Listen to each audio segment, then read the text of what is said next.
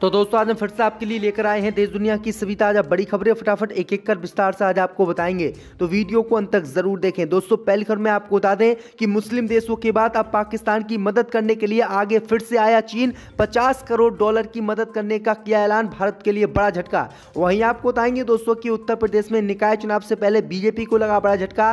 औरैया में बीजेपी नेता ने दिया इस्तीफा, बीएसपी में हुए शामिल। वहीं आपको बताएंगे दोस्तों कि कर्नाटक में अकेले विधानसभा चुनाव लड़ेगी कांग्रेस पार्टी। कांग्रेस ने किया ऐलान, 20 मार्च को आएगी पहली सूची।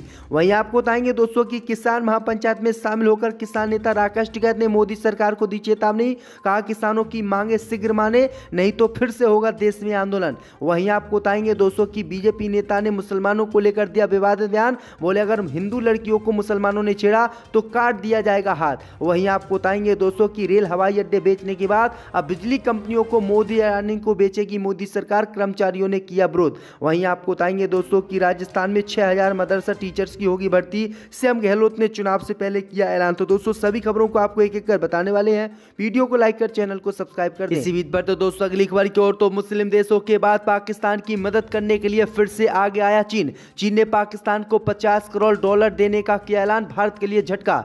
जय दोस्तों आपको बता दें कि आर्थिक संकट और डिफॉल्टर के खतरे से जूझ रहे पाकिस्तान को अब चीन से बड़ी राहत मिली है। दरअसल आपको बता दें कि मुस्लिम देशों के बाद चीन ने एक बार फिर से पाकिस्तान की मदद करने का ऐलान कर दिया है, जो भारत के लिए बड़ा झटका माना जा रहा है। दरअसल आपको बता दें कि चीन की सरकार ने पाकिस्तान को और कर्ज देने का ऐलान कर दिया है, जिससे भारत सहित कई देशों को झटका लगा है। दरअसल आपको बता दें कि पाकिस्तान के केंद्रीय bank state bank of Pakistan ने गुरुवार को बताया कि 10 मार्च को समाप्त सप्ताह में विदेशी मुद्रा भंडार में 1 करोड़ 80 लाख डॉलर की वृद्धि हुई है। इसी वृद्धि के बीच पाकिस्तान को अब चीन की एक बैंक ने 50 करोड़ डॉलर की मदद देने का ऐलान कर दिया है। अगर ये मदद चीन द्वारा पाकिस्तान को दे दी जाती है तो आर्थिक संकट पाकिस्तान का खत्म हो सकता है और पाकिस्तान फिर से एक अच्छा देश बन सकता है। तो ये बड़ी अपडेट आई दोस्तों कि भारत ने जहां एक भी रुपये की मदद पाकिस्तान की नहीं की, तो मुस्लिम देशों के बाद चीन लगातार पाकिस्तान की मदद कर रहा, और ये दूसरी बार चीन ने पाकिस्तान की मदद की है। तो पाकिस्तानियों के लिए चीन से ये अच्छी खबर है। इसी बीच पर तो दोस्तों अगली खबर की ओर, तो उत्तर प्रदेश में निकाय चुनाव से पहले भाजपा को लगा बड़ा झटका, औरैया के बीजेपी नेता ने छोड़ी पार्टी। जब दोस्तों आपको बता दें कि उत्तर प्रदेश में निकाय चुनाव से पहले बीजेपी को बड़ा झटका लगा है।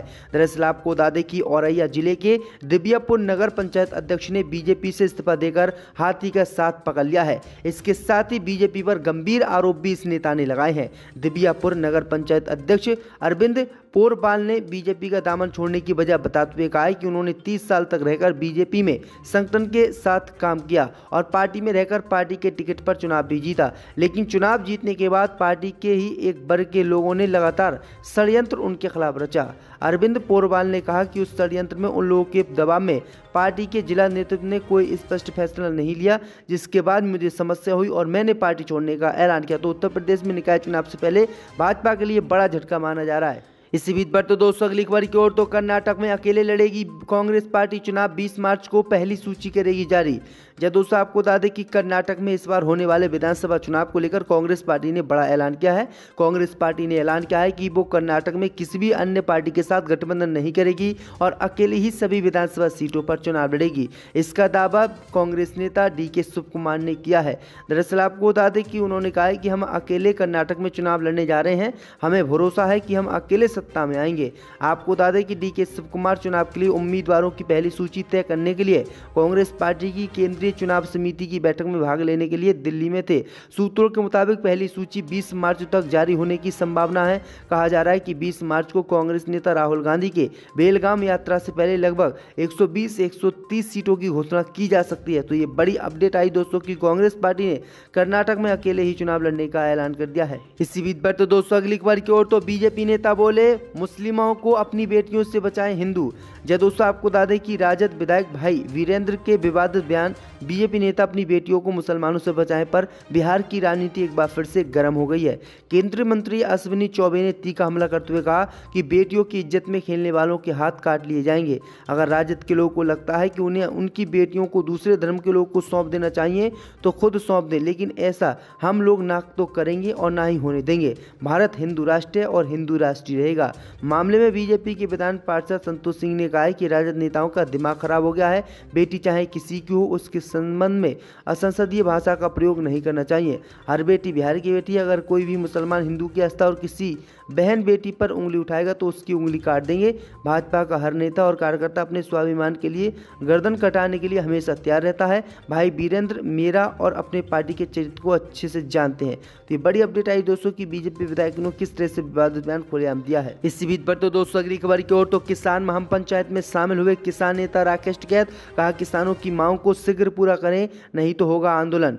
जय दोस्तों आपको बता दें कि जेबर में बन रहे नोएडा इंटरनेशनल एयरपोर्ट के दूसरे चरण में विस्थापना से प्रभावित गांव के किसानों के आग्रह पर भारतीय किसान यूनियन के राकेश टिकैत शनिवार को ग्रेटर नोएडा पहुंचे, जहां पर उन्होंने किसानों की समस्या को जानने के लिए रनहेरा और नगला हुकम सिंह गांव में किसानों के साथ बैठक की। टिकैत ने कहा कि सरकार किसानों की समस्याओं को प्राथमिकता के आधार पर निपटाए, नहीं तो किसानों को मजबूरी में आंदोलन का रुख करना पड़ेगा। गौतम बुद्ध नगर प्रशासन ने अगर जल्द किसानों की समस्याओं का समाधान नहीं किया तो 7 मई को सलारपुर अंडरपास पर किसानों की महापंचायत होगी, जिसमें कड़े निर्णय लिए जाएंगे। वहीं आपको बता दें कि ये एयरपोर्ट जो बना है इसमें किसानों की जमीन गई है और किसानों की जमीनों का मुआवजा अब तक नहीं मिला है और इसी को लेकर राकेश टिकैत ने ये बातें कही हैं। इसी बीच पर तो दोस्तों अगली खबर की ओर तो रेल और एयरपोर्ट बेचने के बाद अब बिजली कंपनियों को बेचेगी मोदी सरकार। अडानी अंबानी को हो सकता है करोड़ों का फायदा। जब दोस्तों आपको बता दें ये बड़ी खबर सामने निकल कर आई दोस्तों कि देश में जब से बीजेपी सरकार बनी है और केंद्र में पीएम मोदी बने हैं तब से लगातार भारतीय संपत्तियों का निजीकरण करके उनका मोनेटाइजेशन किया जा रहा है। लगातार बड़े बड़े उद्योगपतियों को ये किराए पर दी जा रही है और उनके हाथों बेची जा रही है। बीते दिनों कई रेलवे स्टेशन सहित कई एयरपोर्टों को भी सरकार ने अडानी अंबानी को बेच दिया। इसी बीच खबर सामने निकल कर आई दोस्तों कि अब केंद्र की मोदी सरकार देश की बिजली कंपनियों को भी अडानी अंबानी को बेचने जा रही है, जिसका विरोध कर्मचारियों ने किया है, यहाँ तक कांग्रेस ने भी किया है। दरअसल आपको बता दें कि कर्मचारी लगातार उत्तर प्रदेश में विरोध प्रदर्शन इस मामले को लेकर कर रहे हैं। देश में भी बिजली कर्मचारी इसको विरोध करें क्योंकि मोदी सरकार जल्दी बिजली कंपनियों को प्राइवेट करने वाली यानी इनको बेचने वाली है और ये कंपनियां अंबानी अडानी को बेची जाएंगी, जिसका लोगों ने विरोध किया है। कर्मचारियों ने साफ कहा कि हम किसी भी कीमत पर इन कंपनियों को नहीं बेचने देंगे।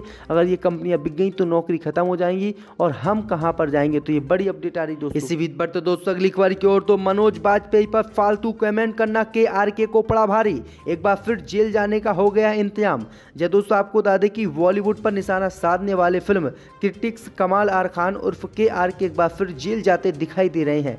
पहले ही KRK के नाम कई केस दर्ज हो चुके हैं। वहीं अब खबर आई है कि एक और केस के बाद KRK के खिलाफ कोर्ट ने सख्त कार्रवाई की है। दरअसल आपको बता दें कि अब KRK को मनोज बाजपेयी से पंगा लेना भारी पड़ गया, जिसके चलते एक बार फिर उनका जेल जाने का इंतजाम हो गया है। वह यह है कि बीते साल KRK ने एक्टर मनोज बाजपेयी को लेकर सोशल मीडिया पर एक विवादित बयान दिया था। इस दौरान उन्होंने एक्टर को नशेड़ी बता दिया था। 26 जुलाई 2021 को उन्होंने 2 ट्वीट किए थे। KRK ने अपने इन ट्वीट में मनोज बाजपेयी को चरसी गंजेड़ी कह दिया था। वहीं मनोज बाजपेयी का ये ट्वीट बिल्कुल रास नहीं आया। इस बयान से नाराज मनोज बाजपेयी ने KRK के खिलाफ शिकायत दर्ज कराई, जिस पर अब कोर्ट ने कार्रवाई की है। मनोज की इसी शिकायत पर अब इंदौर कोर्ट ने KRK के खिलाफ गिरफ्तारी वारंट जारी कर दिया है। आपको बता दें कि मनोज बाजपेयी की शिकायत है कि KRK ने अपने ट्वीट के जरिए उनकी छवि को खराब करने की कोशिश की। तो ये बड़ी अपडेट आ रही दोस्तों। इसी बीच पर तो दोस्तों अगली खबर की ओर तो राजस्थान में 6000 मदरसा टीचर्स की होगी भर्ती, CM गहलोत ने की घोषणा। जब दोस्तों आपको बता दें कि राजस्थान के मुख्यमंत्री अशोक गहलोत ने विधानसभा में बहस का जवाब देते हुए प्रदेश में 6000 से ज़्यादा मदरसा पैरा टीचर्स की भर्ती करने का ऐलान कर दिया है। इसके अलावा CM ने उज्जैन के महाकाल की तर्ज पर जयपुर के गोविंद देव जी मंदिर का विकास करवाने की भी घोषणा की है। इस पर 100 करोड़ रुपये का खर्चा होगा। इसी तरह पुष्कर का भी विकास किया जाएगा। चुनावी साल में इस घोषणा को काफ़ी अहम माना जा रहा है। त्रिपुरा सुंदरी संवालिया जी, खोले के हनुमान जी, तनोट माता श्रीनाथ मंदिर में भी ऐसी ही सुविधा सरकार के द्वारा की जाएगी। इससे पहले पूरे राजस्थान में उन्होंने ओल्ड पेंशन स्कीम को भी लागू करने का ऐलान किया था। तो ये बड़ी अपडेट आ रही है। कांग्रेस पार्टी ने भी अशोक गहलोत पर एक बार फिर से राजस्थान में दाव लगाया है और अशोक गहलोत ही राजस्थान के अगले मुख्यमंत्री होंगे अगर कांग्रेस पार्टी यहाँ पर सरकार बनाती है। तो ये बड़ी अपडेट आ रही दोस्तों। फर्जी पॉलिटिक्स साइंस वाले लोग हैं। तो ये बड़ी अपडेट आ रही दोस्तों। मथुरा के जैत क्षेत्र से अरेस्ट किया है।